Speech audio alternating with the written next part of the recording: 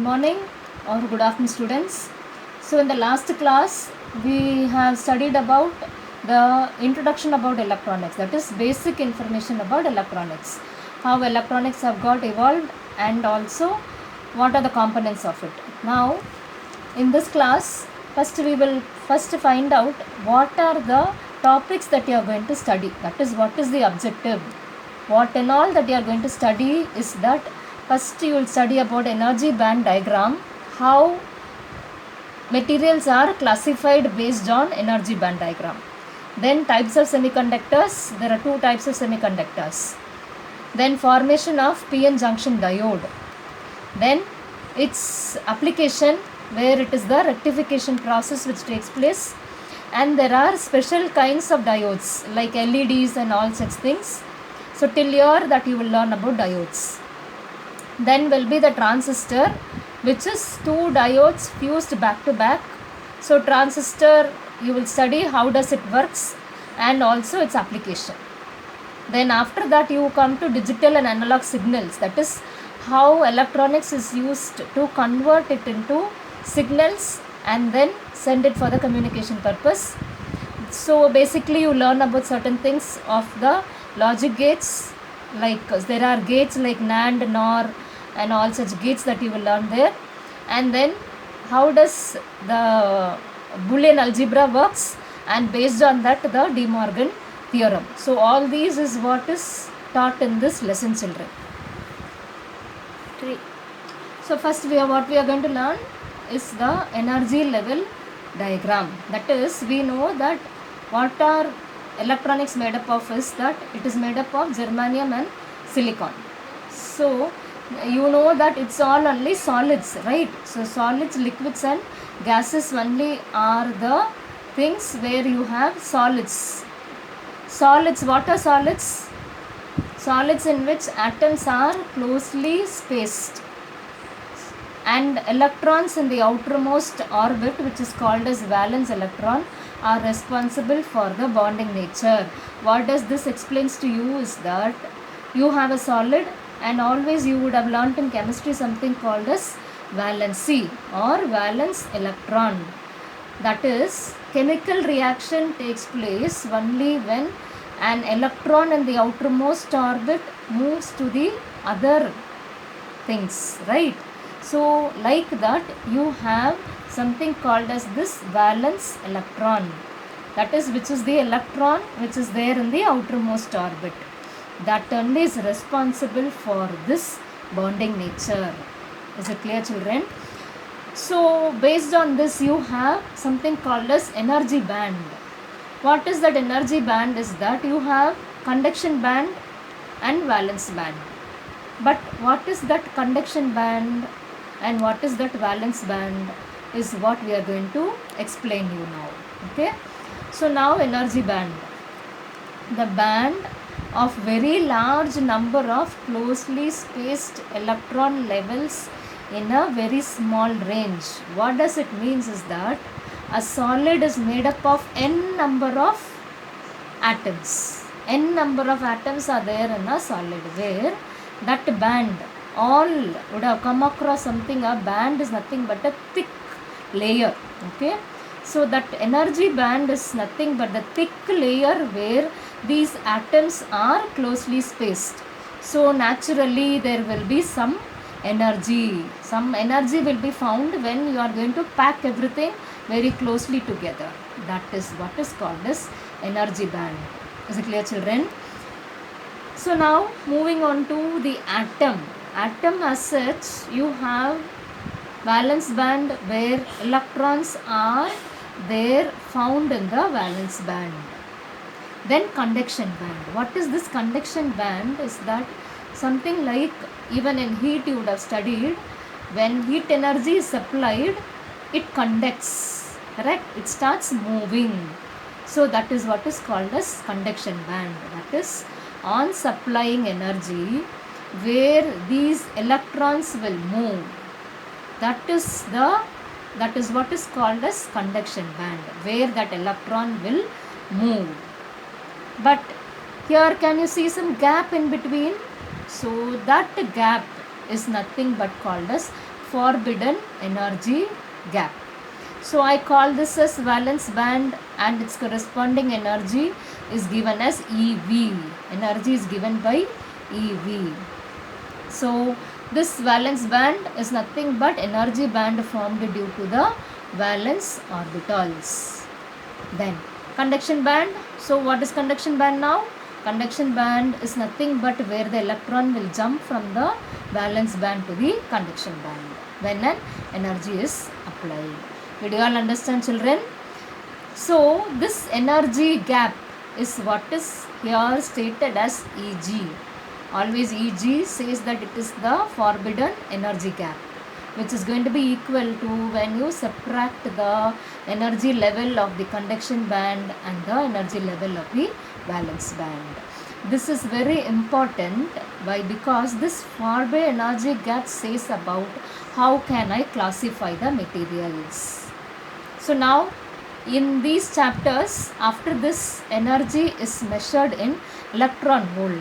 Earlier you have studied energy is measured in joules, but here it is not joules. Energy is measured in electron volt.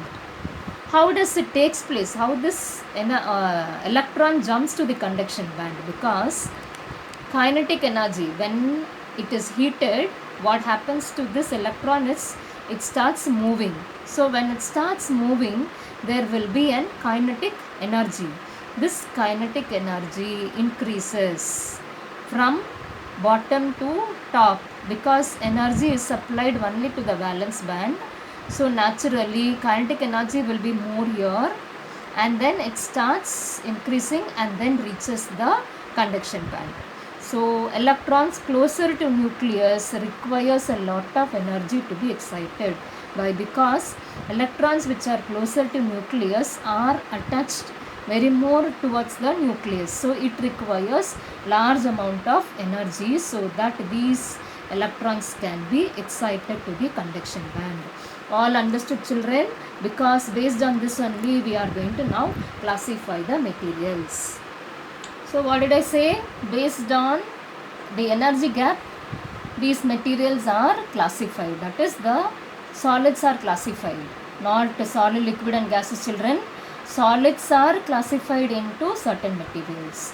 That is, you would have studied about earlier called conductors and insulators. Materials are or metals are classified into conductors and insulators. But now you come across something called a semiconductor also. So on what basis this classification is done? It is done based on the forbidden energy gap. So when I talk about classification of materials, first classification we all know what are conductors are, which can start immediately conduct anything. That is what is called as conductors, correct? So here again you have valence band and the conduction band, but this valence band and conduction band overlap with each other. That is, no need of supply of any energy to the valence band. By itself, these electrons which is there in the valence band will go to the conduction band. That is how the diagram is drawn. The conduction band starts from here and it reaches here, and the valence band starts from here till it reaches here. So what would have been the energy gap where the gap is 0? Is it clear? So conduction band overlaps with valence band. Conduction takes place easily. Example is all metals. So what all the metals which is there, all are called as conductors. Because and its resistivity is in the range of 10 power minus 2 to 10 power minus 8 ohm into meter. Easily it can start conducting. Is it understood, children? Now coming to insulators. What are insulators? Say some example. You would have come across some insulators. Example, glass. Glass is an insulator. Wood is an insulator. Though all these are materials. All these are solids. Solids like glass cannot conduct any electricity. Why? Because its forbidden energy gap is more than 6 electron volt. So even if I supply a large amount of energy, definitely these electrons in the valence band cannot jump to conduction band. That is what is called as insulators are. where they have a high resistivity. The resistivity of these insulators are very high, that even if applying a strong external field is also, even if that is also applied, these electrons cannot move to conduction band. These both things you know already, what are conductors and what are insulators. But something called as semiconductors, we could come across something new classification which is called as semiconductors. What happens here is that at normal temperature there is a gap between the valence band and the conduction band. That is why your computer takes some time for it to start, because that time is where the temperature increases and then it should start, isn't it? Right? So here what happens is that you switch on the electricity, so an external field is applied. So what happens there? When temperature increases, the covalent bonds in the valence band is broken, and these electrons will move towards the conduction band. So when the electrons have moved, I will call this as free electrons. Very easily it can start moving, turn into conductors. Then, so because of that, what happens here is holes are created. Holes are nothing but the positive places, because once when electron moves, electron is negatively charged. When that moves, it creates a space which is opposite to the negative. What is opposite to the negative? Naturally, it should be only positive. Is it clear, children? So here this forbidden energy gap is always lesser than 3 electron volt.